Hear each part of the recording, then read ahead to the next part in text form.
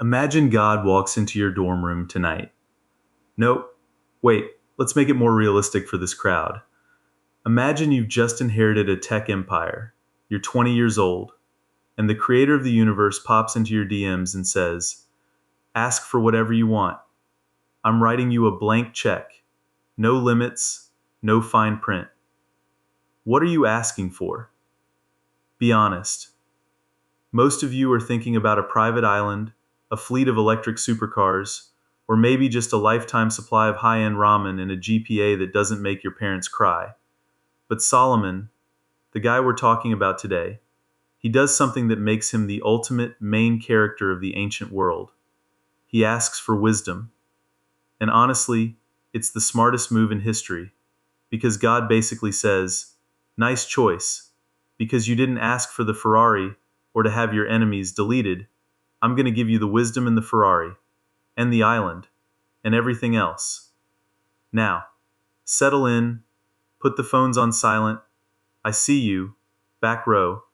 TikTok can wait, because we're diving into the reign of King Solomon, as told in the second book of Chronicles. We're looking at chapters 1 through 10, and let me tell you, it's a wild ride of insane wealth, massive construction projects, and a very messy family transition at the end. It's like Succession, but with more gold and fewer potty myths. We start at Gibeon. Solomon's just moved into the top spot after his dad David passed away. Now David was a warrior, a poet, a guy with a lot of boots on the ground energy. Solomon, he's the administrator. He's the architect. He gathers the whole gang, the captains, the judges, the governors, and they head up to this high place at Gibeon. This is where the original tabernacle was, the one Moses built in the wilderness. Solomon's there, he's offering 1,000 burnt offerings. Talk about a BBQ for the ages. And that's when God shows up for that blank check moment I mentioned. Solomon's prayer is actually pretty humble. He's like, Lord, you were great to my dad, and now I'm sitting in his chair, but I'm ruling over people who are as numerous as the dust on the earth. Give me the brains to lead them. And God's like, sold. He gives him wisdom and knowledge, but he also promises him riches and honor like no king before or after. And man, God does not skip on the delivery. By the end of chapter 1, the text tells us Solomon made silver and gold as common as stones in Jerusalem. Imagine walking down the street and tripping over a silver bar because it's basically gravel. That's the level of flex we're talking about here. He's got thousands of chariots, 12,000 horsemen, and he's importing horses from Egypt like he's running a high-end dealership. But Solomon's got a to-do list, and item number 1 is the temple. His dad wanted to build it, but God told David, you've got too much blood on your hands, let the kid do it. So Solomon gets to work. And here's where we see Solomon the diplomat. He reaches out to Hiram, the king of Tyre. Think of Hiram as the CEO of a massive international timber and construction conglomerate. Solomon sends him a memo. Hey, I'm building a house for the Lord, and it needs to be huge because our God is huge. I need some of those famous Lebanon cedars, and I need a guy who's a genius with gold, silver, purple yarn. You name it. Hiram writes back and he's totally on board. He actually says, because the Lord loves his people, he made you king, which is a pretty nice thing for a neighbor king to say. He sends over a guy named Hiram Abi. This guy is the ultimate cunning man. He's like a master craftsman, an interior designer, and a structural engineer all rolled into one. He's the guy who's going to make the Instagrammable moments of the temple happen. Solomon, meanwhile, rounds up a labor force that would make a modern project manager faint. We're talking 80,000 stonecutters in the mountains, 70,000 laborers to carry stuff, and 3,600 supervisors just to keep everyone from taking too many coffee breaks. Now, let's talk about the build. It starts on Mount Moriah. This is a big deal geographically and spiritually. It's the spot where the Lord appeared to David, the old threshing floor of Ornan the Jebusite. Construction begins in the 2nd month of the 4th year of Solomon's reign. And the dimensions? They're using the old cubit, which is basically the length from your elbow to your middle finger. The house is 60 cubits long and 20 cubits wide. But check the porch, the entrance. It's 20 cubits wide and 120 cubits high. That's like a skyscraper for the ancient world. And the whole thing is overlaid with pure gold. Every beam, every doorpost, every wall. It's the ultimate gold leaf aesthetic. Inside, he builds the Holy of Holies. This is the VIP lounge of the divine. He puts in 2 massive cherubim, basically angelic beings, with wingspans of 20 cubits. Their wings touch the walls and each other in the middle. He overlays them with gold, too. And then there's the veil, made of blue, purple, and crimson fine linen. It's breathtaking. Outside the front door, he puts up 2 massive bronze pillars. He names them Jachin and Boaz. Jachin means he shall establish, and Boaz means in him is strength. It's like putting 2 giant neon signs out front saying, God's got this. But wait, there's more. Chapter 4 gives us the inventory of the furniture, and it's ridiculous. There's a bronze altar, and then there's the molten sea. This is a giant basin for the priests to wash in. It's 10 cubits across, held up by 12 bronze oxen. 12! 3 facing each direction. It held about 3,000 baths, which is a lot of water, not just a casual soak. Then he makes 10 smaller lavers, 10 gold lampstands, and 10 tables for the bread of the presence. Everything is gold. The basins, the flesh hooks, the bowls, even the snuffers.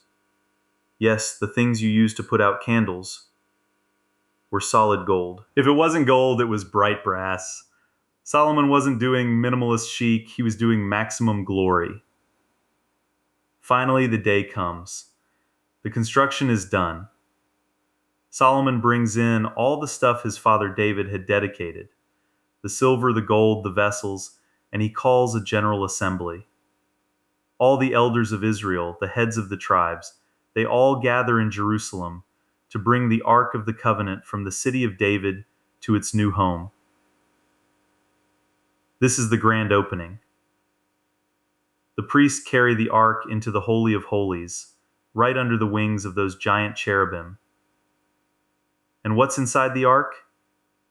Just the 2 stone tablets Moses put there at Horeb. The original contract. Then, the special effects kick in. And I'm not talking about CGI. The priests come out of the holy place, the singers, all the big names like Asaph, Heman, and Jeduthun are dressed in white linen, playing cymbals and harps. They're accompanied by 120 priests blowing trumpets.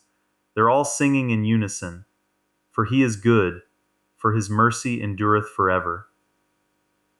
And just as the beat drops, a cloud fills the house. Not just a little fog. The glory of the Lord fills the temple so thick that the priests can't even stand up to perform their duties. It's like the divine presence just crashed the party and took over the DJ booth. Solomon stands up on a bronze scaffold he'd built in the middle of the court. Stay with me, this is the best part. And he prays this epic, long-form prayer. He's kneeling with his hands spread toward heaven, and he basically says, Lord, we know the heaven of heavens can't contain you, so this house definitely can't. But please, if your people pray toward this place, listen to them. If there's a famine or a plague, or if we lose a war because we messed up, and we turn back and pray here, forgive us, heal us. He even mentions the stranger, the foreigner, who comes from a far country because they heard of God's great name. He asks God to hear them too. It's a surprisingly inclusive and humble prayer for a guy with that much gold. And God's response? He doesn't just send a reed receipt. Fire comes down from heaven and consumes the burnt offerings. The glory is so intense that the people just fall on their faces on the pavement. They stay there for 7 days, celebrating. Then God appears to Solomon again at night to give him the terms of service update. This is where we get that famous line. You've probably seen it on a bumper sticker or a cross stitch. If my people, which are called by my name, shall humble themselves and pray and seek my face and turn from their wicked ways, then will I hear from heaven and will forgive their sin and will heal their land. But, and there's always a but, God also gives a warning. He says, if you turn away, if you start worshiping other gods, I'll pluck you up by the roots. And this beautiful house, it'll become a proverb and a byword. People will walk past the ruins and ask, why did the Lord do this? It's a sobering moment in the middle of the celebration.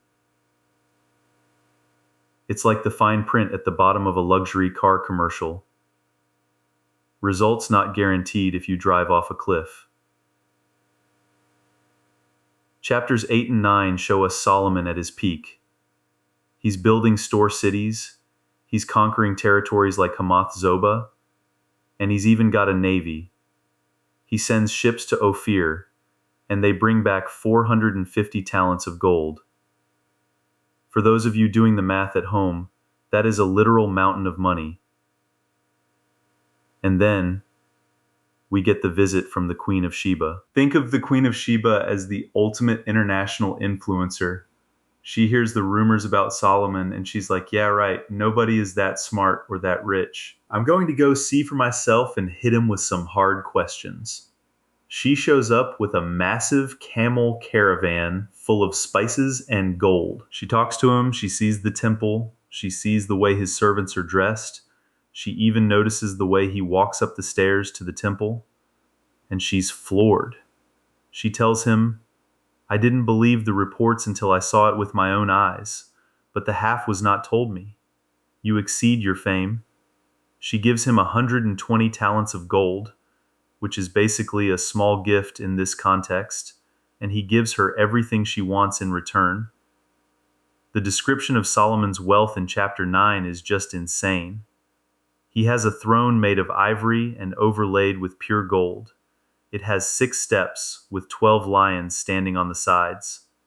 The text says, there was not the like made in any kingdom. All his drinking vessels, gold. Silver wasn't even accounted of in his days because it was so common. He's getting 666 talents of gold a year. That number, 666, usually gets people's attention for other reasons, but here it's just the annual revenue. He's the first trillionaire. He reigns for 40 years, and then he sleeps with his fathers. Now here is where it gets weird. And by weird, I mean totally predictable human disaster. Solomon's son, Rehoboam, takes over. And Rehoboam, well, he's not his father. He goes to Shechem to be made king. And the people, led by a guy named Jeroboam, who had fled from Solomon earlier, come to him with a very reasonable request.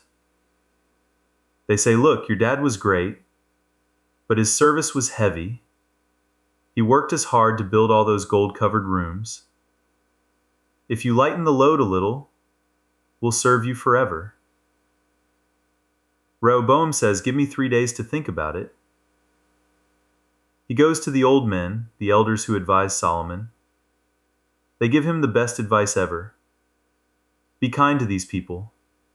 Speak good words to them, and they'll be your servants forever. It's Leadership 101. But then, Rehoboam goes to his young men, his bros, the guys he grew up with, and they give him the worst advice in the history of advice. They say, "Tell them, my little finger shall be thicker than my father's loins. My father chastised you with whips, but I will chastise you with scorpions." Yes, he actually said scorpions. Think of it like your Netflix algorithm. You liked hard labor, so we're recommending literal scorpions. It's a PR nightmare. Rehoboam goes back to the people and delivers the scorpion line, and unsurprisingly, the people are like, "Okay, we're out. Have fun ruling your empty palace." The kingdom splits. 10 tribes follow Jeroboam to the north, and only Judah and Benjamin stay with Rehoboam in the south. The United Kingdom of Israel lasts exactly 1 generation past David. So, what's the takeaway from this wild saga of gold, cedar, and scorpions? Solomon had all the wisdom in the world. Literally, God gave it to him. But wisdom isn't the same as autopilot. You can have the best blueprint, the most gold, and the smartest brain, but if you don't listen to the people or keep your end of the terms of service, the whole thing can fall apart in a single weekend. Solomon built a house for God that was an architectural marvel, but his son couldn't even keep the house his father built for them. It's a reminder that greatness is easy to start, but mercy enduring forever. That's a much harder thing to maintain. If you're ever in a position of power, remember Rehoboam, don't choose the scorpions when good words will do. Now go forth, try to be wise, and if anyone offers you 1,000 burnt offerings, maybe just ask for a salad instead. Class dismissed. I'll see you all on Wednesday, and yes, the bit about the bronze oxen will be on the quiz. Don't say I didn't warn you. All right, everyone, settle down, grab a seat, put your phones on silent, unless you're live tweeting how much you love this class, in which case, carry on, and let's dive into what I like to call the real housewives of ancient Judah. Today we're looking at the Chronicles of Judah, specifically the stretch from Rehoboam to Hezekiah. If you think your family Thanksgiving is dramatic, wait until you see what these guys were up to. We've got civil wars, bowel diseases, temple heists, and enough what were they thinking moments to keep a psychologist busy for a century. Now, open your notes to page 580. We're starting with Rehoboam. Imagine you've just inherited the most successful company in the world from your dad, Solomon. Everything's gold, everything's peaceful. What do? If you're Rehoboam, you decide to be a tough guy on your first day of work. The people come to him and say, "Hey, your dad worked us pretty hard. Can you lighten the load a bit?" The old wise counselors say, "Yeah, be a servant to them, and they'll love you forever." But Rehoboam, he goes to his bros, the guys he grew up with. They tell him to say, and I'm quoting here, "My little finger shall be thicker than my father's loins." Class, let that be a lesson. Never take management advice from your frat brothers. Unsurprisingly, this doesn't go well. 10 of the 12 tribes basically say, "We're out." And they start their own kingdom in the north under a guy named Jeroboam. This is the big divorce of the biblical world. Rehoboam tries to raise an army of 180,000 guys to take them back, but a prophet named Shemaiah stops him, saying, "This thing is of God." So Rehoboam settles for building a bunch of fenced cities. Think of them as ancient gated communities to protect what he has left. But then things get messy. As soon as he feels strong, he abandons the law of the Lord. And here comes Shishak, the king of Egypt, with 1,200 chariots and enough infantry to make a Roman legion look like a scouting troop. Shishak cleans him out. He takes all the gold shields Solomon made. Rehoboam ends up replacing them with brass shields. It's the ancient equivalent of replacing your Rolex with a plastic watch from a gas station.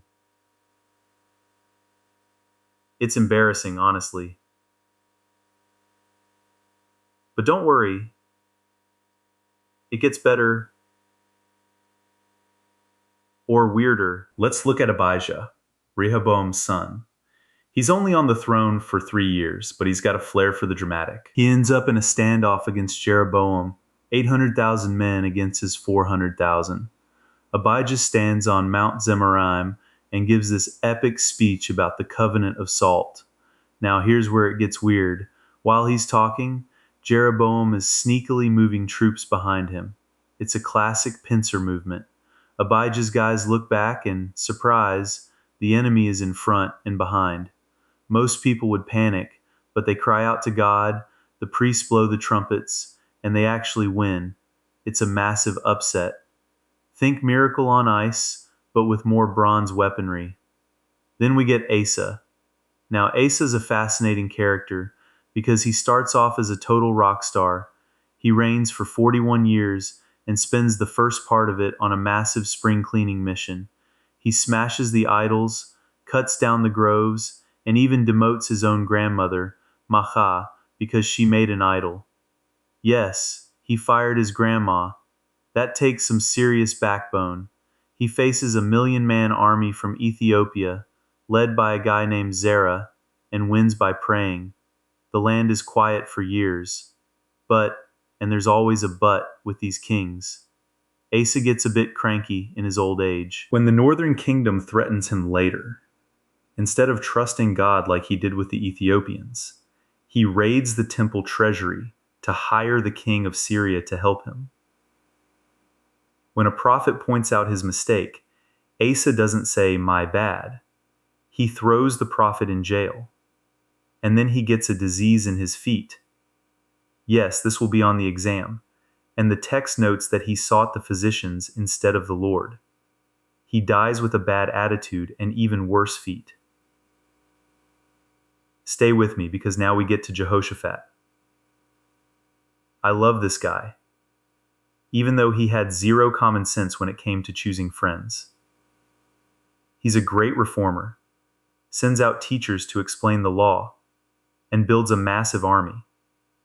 But then he decides to make an affinity with Ahab, the king of Israel. Ahab is the ultimate bad influence. He invites Jehoshaphat to a dinner party and convinces him to go to war at Ramoth Gilead. Now, Jehoshaphat is smart enough to ask for a prophet's opinion first. Ahab brings out 400 yes men who all say, "Go for it." But Jehoshaphat says, "Is there not one more?" So they bring in Micaiah. I wish you could have seen this scene. Micaiah shows up and basically says, "Oh yeah, you'll win, it'll be great," in the most sarcastic tone humanly possible. Ahab's like, "See? I told you." But then Micaiah drops the hammer. "I saw all Israel scattered upon the mountains as sheep that have no shepherd." He even tells them he saw a vision of a lying spirit entering the mouths of the other prophets. One of the yes men actually slaps Micaiah in the face. Ahab, being the coward he is, tells Jehoshaphat to wear his royal robes while Ahab disguises himself as a common soldier. Essentially, Ahab makes Jehoshaphat a giant neon target. And yet Ahab is the one who gets hit by a random arrow and dies, while Jehoshaphat escapes. You'd think he'd learn his lesson about bad friends, but he immediately tries to build a fleet of ships with Ahab's son. God's like, nope, and wrecks the ships before they even leave the harbor. Now we're moving into the horror movie portion of the lecture. Jehoram takes over, and he's a nightmare. He kills all his brothers to secure the throne. His wife is Athaliah, Ahab's daughter. Remember what I said about bad influences? He leads the country into total idolatry. Elijah the prophet actually sends him a letter. This is the only time Elijah shows up in Chronicles, predicting that Jehoram's bowels shall fall out by reason of his sickness. And guess what? That's exactly how he dies. 2 years of agony, and the text says he departed without being desired. Nobody even wanted a funeral for him. That's a rough legacy, folks. Then we get a quick blip with Ahaziah, who's killed in a coup, which leads us to Athaliah. She is the villain of villains. When she sees her son is dead, she decides to kill every remaining heir to the throne so she can rule. She almost succeeds, but her sister hides a baby named Joash in the temple. He stays there for 6 years while the wicked queen rules the land. Imagine being a toddler hidden in the back rooms of a massive temple. It's very Hunchback of Notre Dame. Finally, the high priest Jehoiada has enough. He organizes a secret coup, crowns the 7-year-old Joash, and the people are so happy they execute Athaliah. Joash starts out great because Jehoiada is basically his mentor. He repairs the temple, which had been trashed by Athaliah's sons. He even sets up a collection chest with a hole in the lid, the original tithe and offering box.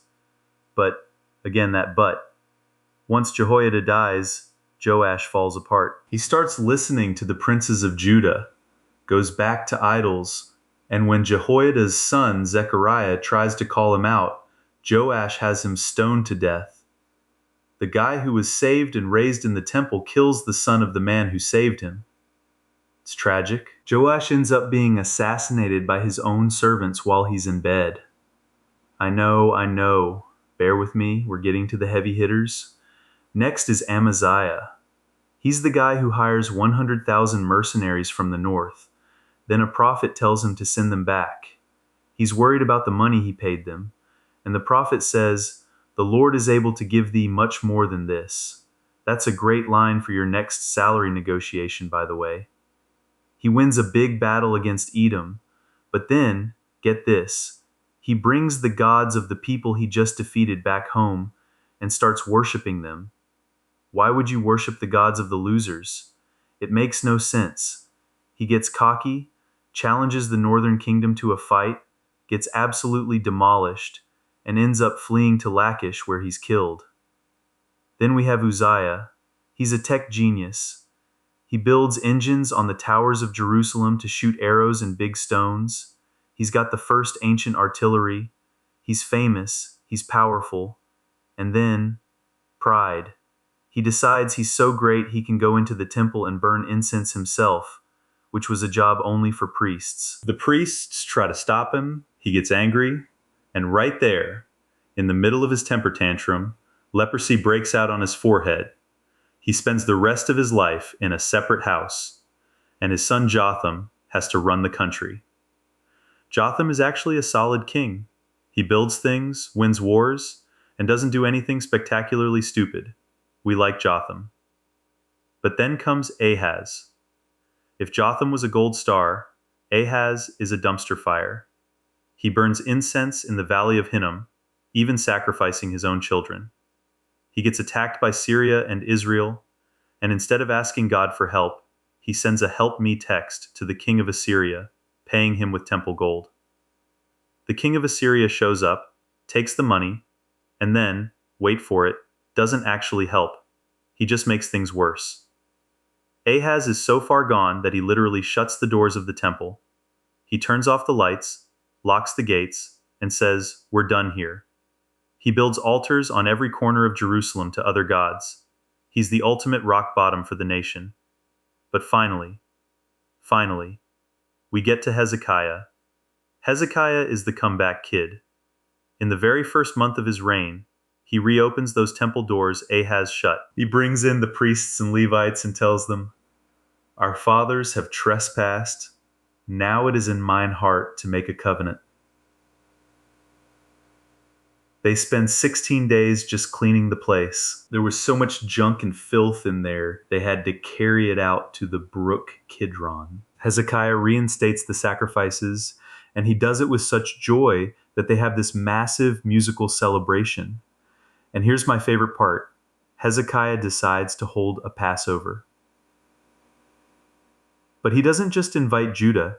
He sends letters to the remnants of the northern tribes saying, "Hey, I know things have been rough, but come on down to Jerusalem and let's celebrate together." Some people laugh at the messengers, but a lot of people actually show up. They have such a good time that when the 7 days of the feast are over, the whole congregation decides to stay for another 7 days. It's the original extended version of a holiday. They're destroying idols, they're singing, and the text says there hadn't been a joy like this in Jerusalem since the time of Solomon. Hezekiah even prays for the people who weren't ceremonially clean enough to eat the Passover, and God heals them. It's a beautiful moment of grace in a book that's often about judgment. Hezekiah organizes the tithes so well that the priests end up with heaps of food left over. He's a guy who worked with all his heart and prospered. He's the light at the end of a very dark tunnel of kings. So, what's the takeaway from this roller coaster? If you look at these documents, from the gold shields turned to brass, to the intestines falling out, to the engines on the walls, it's a story about focus. When these kings focused on something bigger than themselves, they thrived. When they focused on their own thick little fingers or their own pride, everything fell apart. It's like your Netflix algorithm. If you keep watching trash, your whole recommended feed becomes garbage. These kings were basically choosing their own algorithms. All right, that's it for today. Don't forget, the midterm will cover the difference between a covenant of salt and a covenant of brass shields, so make sure those notes are clear. Class dismissed. Go out there and try not to let your pride give you leprosy. See you next time. All right, everybody, settle down. I see you back there. Put the phone away. Yes, you in the third row. Unless you're live tweeting the absolute drama of the Judean monarchy, I don't want to see it. Today, we're diving into the final chapters of 2nd Chronicles, and let me tell you, it's a wild ride. It's got everything. Teenagers trying to fix their parents' mistakes, a massive religious rebrand, some truly epic trash talking from an Assyrian king, and a series of plot twists that'd make a Netflix writer's room weep with envy. We're talking about the late kingdom of Judah, reforms, and exile. It's basically the series finale of the Southern Kingdom, and boy, does it go out with a bang. So, let's start with a question. Have you ever tried to fix something that was so profoundly broken you didn't even know where the manual was? Like you buy a vintage car, you pop the hood, and you realize the previous owner used duct tape and hoped to hold the engine together? That's Judah when Hezekiah takes the throne. His dad Ahaz was, well, let's just say he wasn't winning any King of the Year awards. He'd basically mothballed the temple. Hezekiah walks in and decides it's time for a deep clean. Now, here's where it gets weirdly relatable. Hezekiah wants to celebrate the Passover. It's the big one, the national holiday. But there's a problem. It's like trying to host Thanksgiving when you've realized you haven't cleaned the kitchen in 10 years and you forgot to buy the turkey. The priests hadn't sanctified themselves in time. So, what does Hezekiah do? He pulls a classic procrastinator's pivot. He moves the date. He says, "Look, We're doing this in the second month instead of the first. We're doing it, and we're doing it big. He sends out letters. Think of them as ancient physical save the dates, all the way from Beersheba to Dan. He even invites the northern kingdom tribes, the guys in Ephraim and Manasseh who had basically ghosted the southern kingdom for centuries. And the reaction? It's brutal. The messengers go door to door and people literally laugh in their faces. It's like being the one kid who tries to organize a high school reunion and everyone just leaves you on read. And this is the but that changes history, some people from Asher, Manasseh, and Zebulun actually swallow their pride and show up. They realize the status quo of being spiritually bankrupt isn't working for them anymore. When they get to Jerusalem, it's a mosh pit of holiness. They're tearing down altars to fake gods and tossing them into the brook Kidron like they're clearing out a basement. There's so much enthusiasm that the priests and Levites are actually embarrassed because the lay people are more ready than they are. Hezekiah even prays for the people who didn't follow the cleaning protocols perfectly, saying, "The good Lord pardon every one that prepareth his heart." It's a beautiful moment of grace over legalism. They celebrate for 7 days, and then, stay with me. They're having such a good time they decide, you know what? Let's do 7 more. It's the first time since the days of Solomon that Jerusalem felt like this. It's a total vibe shift, as the kids say. But as we know, life isn't all festivals and singing. Enter Sennacherib, king of Assyria. Think of Sennacherib as the ultimate schoolyard bully who also happens to have a world-class army. He invades Judah and starts eyeing Jerusalem like it's a snack. Hezekiah does the practical stuff. He plugs the water springs outside the city so the Assyrians will be thirsty. Pro tip: never underestimate the power of logistics. And he builds up the walls. But he also gives the greatest pep talk in history. He tells the people, "Be strong and courageous, for there be more with us than with him. With him is an arm of flesh, but with us is the Lord our God." Sennacherib responds with some of the most legendary trash talk ever recorded. He sends messengers to stand outside the city walls and yell, in the local language no less, so everyone can understand. Who is Hezekiah to tell you God will save you? Have the gods of any other nation saved them from me? Spoiler alert, no. It's psychological warfare. He's basically saying, your God is just like all the others I've stepped on. He even sends letters to Hezekiah, essentially saying, don't let your God deceive you. Big mistake. Huge. Hezekiah takes the letter, goes to the temple, and prays. And then, the plot twist, an angel sweeps through the Assyrian camp and wipes out the leadership. Sennacherib slinks back home with his tail between his legs, only to get assassinated by his own sons while he's worshiping his God. Talk about karma's a boyfriend, right? Now I know what you're thinking, Professor, things are looking up. Hezekiah's a hero. And he was, mostly. But even the best of us can get a bit full of ourselves. Hezekiah gets sick, recovers, and then gets a bit too proud when visitors from Babylon show up. He shows off all his treasures like a TikToker doing a mansion tour, and the prophet Isaiah has to tell him, yeah, all that stuff you just showed them, they're coming back for it one day. Then we get to Manasseh. Oh, Manasseh. If Hezekiah was the gold child, Manasseh is the black sheep who decided to set the barn on fire. He's only 12 when he starts, and he spends 55 years undoing everything his dad did. We're talking witchcraft, altars to the stars in the temple, and things much, much darker. He's the villain of the story. But here's the most shocking part of 2 Chronicles. Manasseh has a redemption arc. The Assyrians eventually catch him, put a literal hook in his nose. Yes, a hook. Stay with me. it was a rough neighborhood back then, and haul him off to Babylon. And in the depths of his misery, he humbles himself. He prays. And God, get this, brings him back to his throne. Manasseh spends his final years trying to fix what he broke.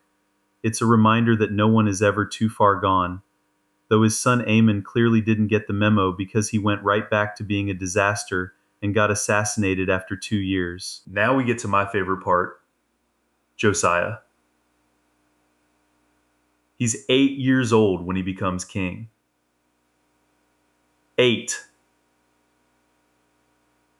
At 8 years old, I was still trying to figure out how to tie my shoes properly, and this kid is running a country. By 16, he's seeking God. By 20, he's on a search and destroy mission against every idol in the land. He's grinding statues into powder and spreading it on graves. He's not messing around. But then, during a routine maintenance project on the temple, essentially a 600-year-old home renovation, Hilkiah the priest finds the book of the law of the Lord given by Moses. Think about how insane that is. They had lost the instruction manual for their entire civilization. It had been sitting in a cupboard under some old tapestries for generations. They bring it to Josiah and read it to him, and he has a total meltdown. He tears his clothes because he realizes how far they've strayed. He consults a prophetess named Huldah, who basically says, yeah, the bridge is out ahead and the car is going 90 miles an hour. Judgment is coming, but because you actually cared, it won't happen in your lifetime. Josiah doesn't just say, oh well, not my problem. He gathers everyone, rich, poor, young, old, and reads the whole book to them. He makes a covenant. He throws a Passover that makes Hezekiah's look like a backyard barbecue. The text says there hadn't been a Passover like Josiah's since the days of Samuel the prophet. It was the peak of the reform. But Josiah's story ends with a bit of a head-scratcher. He decides to go out and fight Pharaoh Necho of Egypt, who's just passing through on his way to a different battle. Necho actually tells him, hey, I don't have a problem with you. God told me to hurry, so don't get in my way. Josiah ignores him, goes into battle in disguise, which never works in these stories, by the way, gets hit by an archer, and dies. It's a tragic end to a brilliant reign. After Josiah, the wheels don't just come off the wagon goes off a cliff. We get the rapid-fire kings. Jehoahaz lasts 3 months before Egypt takes him away. Jehoiakim takes over, does what's evil in the sight of the Lord, and Nebuchadnezzar of Babylon shows up, puts him in chains, and starts looting the temple. Then comes Jehoiachin, who's only 8, another kid, and lasts 3 months and 10 days before he's also shipped off to Babylon. Finally, we have Zedekiah. He's 21, and he's the guy who has to turn out the lights. He's stiff-necked, he won't listen to the prophet Jeremiah, and he rebels against Nebuchadnezzar. It's the final straw. The Babylonians come back, and this time they aren't just looting, they're leveling. They burn the temple. They break down the walls of Jerusalem. They burn all the goodly vessels. It's a total game over screen. The land is left desolate to enjoy its Sabbaths, a poetic way of saying the land finally got a rest because everyone was either dead or in exile in Babylon. And that's where the story ends. Or is it? If this were a movie, the screen would fade to black, and you'd think, well, that was depressing. But see when Chronicles does something amazing in the last 2 verses. It fast forwards 70 years. Babylon has fallen to the Persians, and Cyrus, the king of Persia, who, let's be honest, probably didn't know a Levite from a Lamanite, issues a decree. He says, the Lord God of heaven has given me all the kingdoms of the earth, and he's charged me to build him a house in Jerusalem. Whoever is among you of all his people, let him go up. It's the ultimate post-credits scene. It's the hope in the dark. The exile wasn't the end. It was a time out. The book ends with a call to return, to rebuild, and to remember. So, what's the takeaway from this roller coaster of kings and catastrophes? It's that leadership matters, but the heart of the people matters more. You can have a great king like Josiah, but if the people's hearts are just going through the motions, the reform won't stick once he's gone. It's like your Netflix algorithm. If you only watch trash, it's going to keep recommending trash. Even if a masterpiece like The Godfather is sitting right there in the trending section. You have to actively choose the good stuff. Also, don't lose the manual. If you've got a book of the law for your life, your ethics, or your goals, maybe don't leave it in the temple basement for 60 years. It's much easier to follow the rules when you actually know what they are. Now, go forth, don't get involved in any Egyptian power struggles on your way to lunch, and remember, even if you've spent 55 years being a Manasseh, there's always a way back. Class dismissed. If you want to discuss the architectural merits of Hezekiah's water tunnel, I'll be in my office eating a sandwich that is definitely not sanctified for a second month Passover. See you next time.